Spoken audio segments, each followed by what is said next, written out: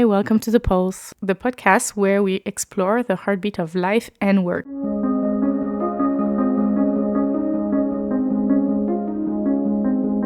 I'm Julie, your host, and I'm thrilled to have you join me on this journey. Every 2 weeks, I will bring you a regular dose of inspiration, practical tips, and regular stories about personal development, wellness, and career growth. Whether you're looking for motivation, fresh perspective, or just a reminder that you're not alone, you are in the right place. So welcome, and let's dive in.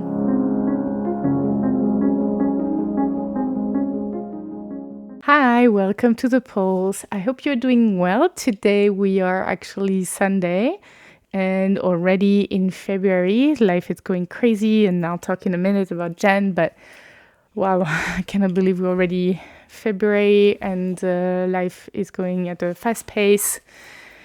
And I have to say myself, I've been overwhelmed in January. I had to find my new rhythm. I have a lot going on the side.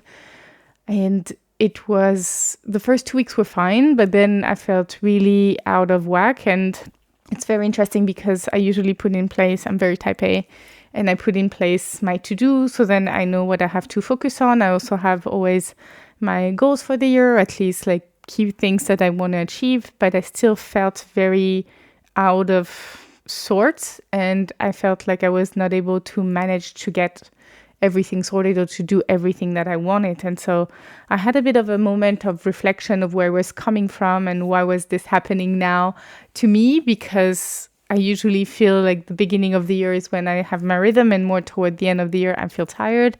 And I actually talked to a few people who also told me that they felt at the end of January as tired as they felt at the end of December for some reasons. And I can't explain it where it's coming from, but I do feel like the beginning of the year has been also from economic, politics, situations, news, it's been very intense. And I think that has weighed on a lot of people, including me, for different reasons. And I also think that it is quite tough when it comes to work at the moment, also due to the economy. So it was really more stressful and difficult January that I've had. I have to say that last year was also very difficult because I heard that my dog was sick at the time. So I also tried to think, okay, was I feeling that bad last year? And yeah, for some other reasons. But here was more that I couldn't figure out what I was doing or where I was at. And that helped me. That kind of made me rethink at the end of the month. So we are recording actually on the 8th. So it's been a week now that I've been thinking. So I spent the first week of Feb just rethinking what's working, what's not working. Did I put too much on my plate as well? What's the overall goal? Because if it's already feeling so stressful, so tiring after months, it's not good. And here's where this today's episode come from, because I realized that actually I'm getting toward the end of my 30s. I have some friends that are celebrating and family that are celebrating their 40th birthday this year. I have some friends who are turning 39s. I will be turning 38 in the summer. And that kind of reminded me also of where I'm at and what I want to achieve, and why do I want to achieve what I want to achieve this year. And so even though I had done a bit of a recap at the end of 2025 for myself and preparing 2026, I realized, well, actually, maybe instead of just thinking of 2026, I need to look at it from until I'm 40. So the next 2.5 years, what do I want to accomplish? Where do I want to be by the time I turn 40? And I know this sounds like a big number. For me, it's not that life is over or that we're in the midlife crisis or that I have to hit certain steps or be in a certain stage, personally, but what I would like to do. And it doesn't mean that it has to be final, but more like giving me a bit of intention toward that goal. And where it's coming from a deeper piece, is that I remember doing the same thing at the end of my 20s. At the end of my 20s was so interesting because, as I said, I have some friends and family that turns 1 to 2 years before me into the 30s. So the same way now they're turning 40s. And I remember having this discussion with one of my friends who was so scared of turning 30. And I told her, why don't you make a list? You have 1 year to go. Why don't you make a list of the thing you would like to accomplish? So at least it doesn't feel like a big deal in terms of like, oh, this huge step and I have not moved forward, because that's what really how she felt at the time. And I remember at the time I also made for myself a 30 before 30 list. And then life happened, and then 2017 happened, and I couldn't do the list that I wanted to do because things completely changed. I had to deal with chemo for 6 months. I had to deal with recovery. So by the time I turned 30, it was like the last year and a half before, or at least 1 year before, was completely gone, and I had not achieved what I wanted to achieve. But I remember going on a week vacation with my closest friend. They all came to France, and we celebrated my birthday and had a lot of fun. And I still take it as a very positive passage. And in the same way, I want to take the next step. And I know I'm talking about it 2.5 years ahead, but I'll talk in a minute in terms of those different lists and what that impact. But I still wanted to kind of prepare to have the same level of enjoyment I had when I turned 30, because I think we can celebrate this passage and we can look back in terms of what we accomplished and not forget to. So today's episode is basically going to be talking about how can we set up lists and remind ourselves of what's important on a day-to-day. I have to say that I had in mind really to talk to you through all my to-do lists that I have in my life to help me feel settled and avoid me feeling bad.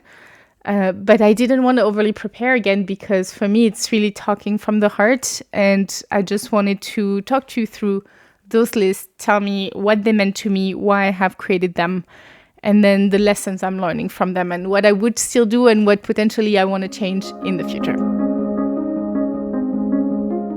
So the first list I usually have is my to-do list for my week.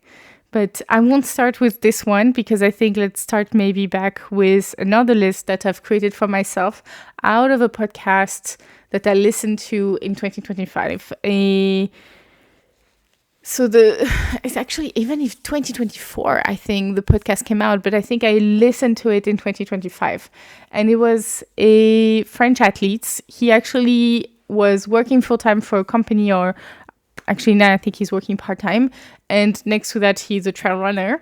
And he talked about a list that he had really with his spouse, and the two of them had decided to have a list where whatever they have in mind or they could do or they want to do, or maybe, but it's not settled, it's not a sure things, they would put it out there. And it's kind of like a sky's the limit list. That's how I called it for myself, where you can put whatever you want, even if it's potentially not possible or ever going to be possible, or maybe it's going to happen when you're 60. You should put whatever you would like to happen one day, even if potentially it's not planned to happen, anytime soon. So on those lists, I have places where I would love to live one day.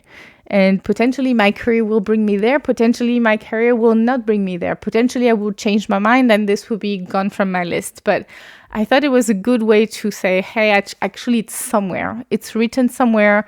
It doesn't stay on my mind. And potentially like 30 years from now, I am thinking, I should have done that, because potentially things happened and I will remove it. But for now, I want to keep those places, or I also have some experience I would like to do, or even some long-term project or dedicated goals that I have, but it's not anything that is happening tomorrow. It's more like if one day I have nothing to do, or if one day I don't know anymore where to look or where to go or what to do, maybe this is where I should look into, because this was like aspirational.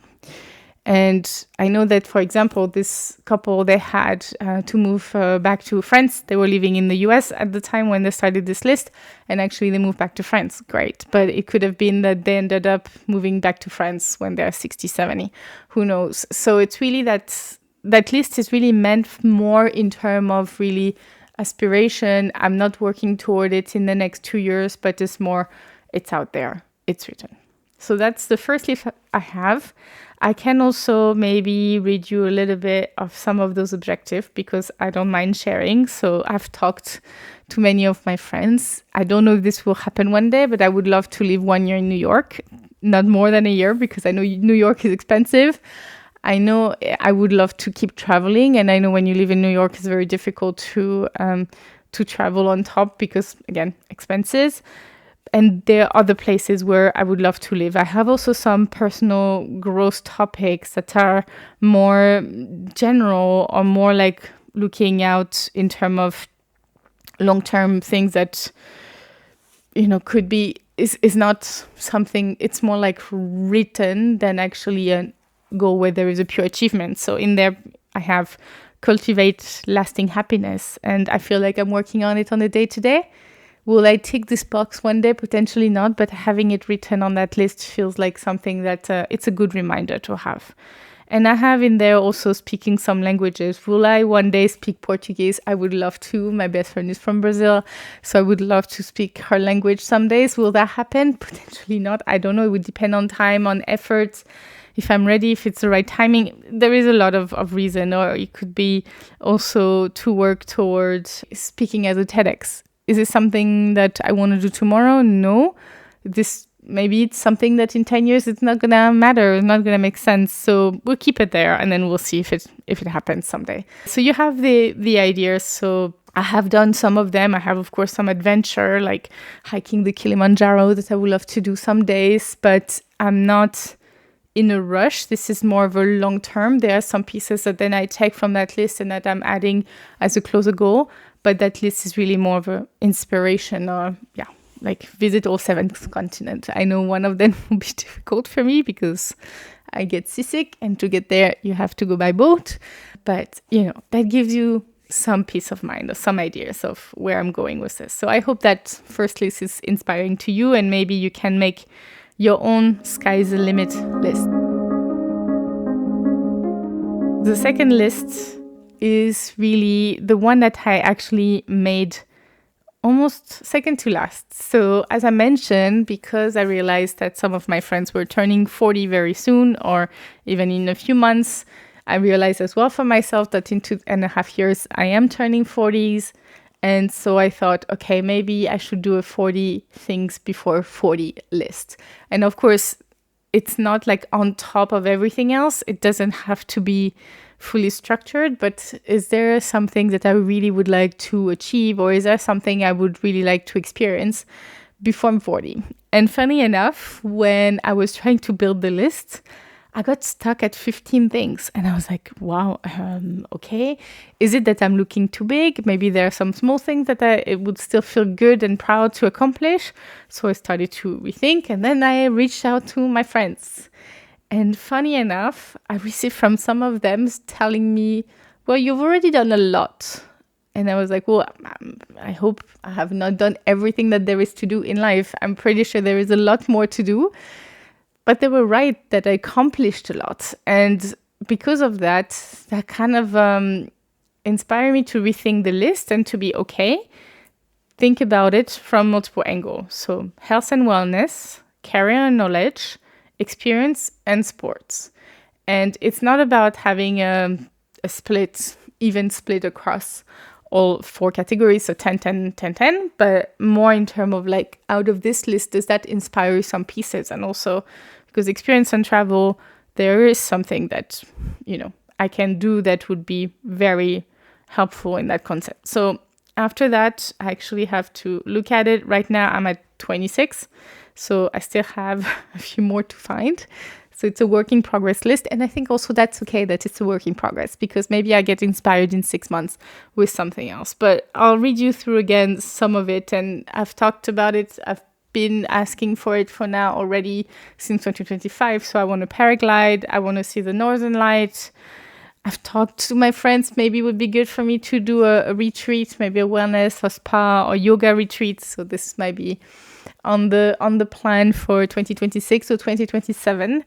And then it's things like reading a book in German, because while I do speak German and I understand German, spending a certain amount of time reading in German is not easy. So this is challenging, but it's still fun. I have, of course, also a lot when it comes to sports, half marathon, running a marathon, maybe. Let's see how my body does with that, and more. But I wanted to turn that list into something fun, and I actually have, and I mentioned it in the previous podcast, right? Last year, I have this challenge of every week. And of course, I am still doing that and it's important, but not all of the challenge have to be part of the 40 things before 40 list. But some of them can be, and some of them can help me build on one another. So it's not like you do one list plus one list plus one list. It's more like within one list, some of it is going to go into another list, is going to go into another list. So it's like organizing so that I feel like I achieve, but I also don't put pressure to achieve all of them this year. But I thought it was fun to have this in mind, to remind myself by the time I'm 40, hey, remember when you set this up early 2026, and here is all the things you've done, and also to note it down and to avoid forgetting. So why am I talking about forgetting? Because funny enough, as I was reading through a list of things to do 30 before 30, I think it was a list about that. There was also the idea of doing a reverse list. And the reverse list was saying, write down the 20 things you're proud of that you've achieved. And I thought, oh, easy peasy. Looking at everything that I've done in my life, for sure, it's not going to be a problem for me to write down 20. And then I realized, well, it's actually harder than I thought. And that reminded me that the reason why I'm doing those lists, so 40 before 40 or the sky not the limit to-do list, is not about just ticking boxes, but it's almost like for me a journal. And it's a way for me to remind myself of what I've done so far. Because as I mentioned, this reverse bucket list was helping me try to go backward and to think, okay, what did I achieve in the last 10 years, 20, 30 years, almost 40 years, and to write it down. And it doesn't even start, I think I would have to keep going, but I struggled to get to 20 first, and then I started to think longer. So this list is not for me to spend my life like rehearsing, but more since I've not done those other lists before, I think it's a good way to remind myself of everything I've done in the past. And that reverse bucket list really was helping me to put things into perspective in terms of how much there is I still want to achieve is clear, but how much I've already done. As I said, I was surprised that some of my friends told me you've done already a lot. And it's true that I've done a lot, but I do not consider it to be so exceptional. And the reason why I don't think it's exceptional is because I've achieved them and it's like I moved on from it. But if I don't write them down, then they are forgotten. If you don't find a way to remind yourself or to, so it's a bit like, I don't like to write a journal. Well, I do love to speak and I do like to write. For me, I'm more being straight to the point. So those lists are helping me remind myself of what I've achieved. So my hope also through this and with the 40 things before 40 and also the other list I've made is to ensure that I fuel this list into my reverse bucket list to say, this is what I've achieved. And it doesn't look not so tiny, but it can look bigger. So for example, on the reverse bucket list, I have things like living abroad, being bilingual, getting my bachelor degree, paying a 1 Michelin star restaurant to my parents, or finishing a Rubik's Cube, finishing a half marathon. And still, when I'm looking at the list now, a couple of days later, I'm realizing, well, there is some things that you have not written. I wanted to ski tour forever, and I did one session. And yes, of course, I put on the 40 things before 40 list, I put, instead of 3 hours, I would like to do a full day. And that's good, but I can still put the first one in and remind myself, this is all the things that you accomplished. And there will be a lot of small things, but there will be a lot of big things. But that reminds you how much you have achieved, how much you've moved forward. I sometimes do feel like the days are passing by and life is passing by quickly. And we have our day-to-day, we have our job, we have our spouse or kids or dog. My dog is sleeping on the couch right now, and it's like next day, next week, and all of a sudden you realize this much happened, but can you remind yourself of what happened and how much you grew, how much you evolved? And so this is where this reverse bucket list comes in, is a reminder of how much I evolved and how much I accomplished. And this is the same way as when my 40 things before 40 or my the sky is not the limit list are complete, are ticked, is a way to say this is what I accomplished in the last whatever years. I have moved forward, I have grown, I have developed, I have evolved into this amazing person. And that's also how I think it's important to look at life, at least for me. That's my perspective. So the next lists I have are a lot more practical, but I think they host also a lot of value. And this is where, going back to the very first part of this episode, when I was mentioning that I was out of work and I was not sure where I was going, is when I defined 2026, I defined some goals. And so I have my goals written on my computers. I have those lists. I'm actually, FYI, I'm using Notion.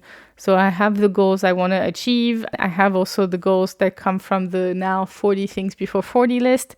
And that kind of create goals, sports and wellness, challenge and fun.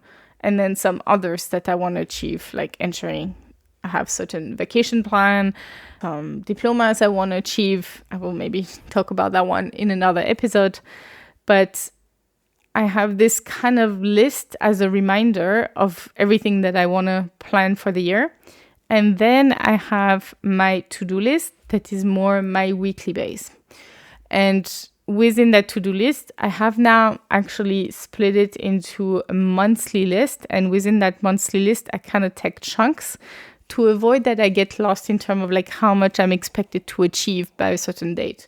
Because basically when in January I went through my days, I was like, okay, all of a sudden a day is gone and I have only ticked 4, 5, 6 boxes out of the 10 that was planned for a certain day, or whatever is missing out of the whole week. And actually by setting back those monthly goals, so taking my yearly goal into monthlies, into then weeklies, that help me feel, okay, this is really my focus of the week.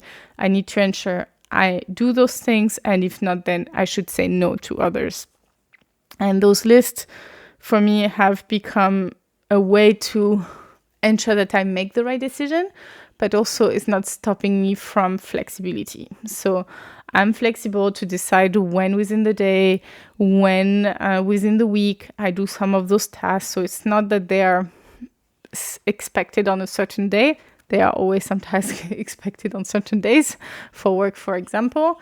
But I am not letting the list dictate me. I'm more using the list to, first of all, empty my brain and ensure that it's written somewhere so it doesn't have to stay on my mind, helping me sleep better. But it's also allowing me to ensure that I'm still on the right track and not making all of a sudden a short-term decision or decided to work on a certain things that has nothing to do with what I had expected. Because this happened to me sometime. I get excited, motivated, inspired by others. And then I want to do what they do, or I want to do something related. And then I forget, well, yeah, that sounds amazing, but maybe that should go into the sky, not the limit list, or your 40 things before 40 list. And potentially it doesn't have to be now.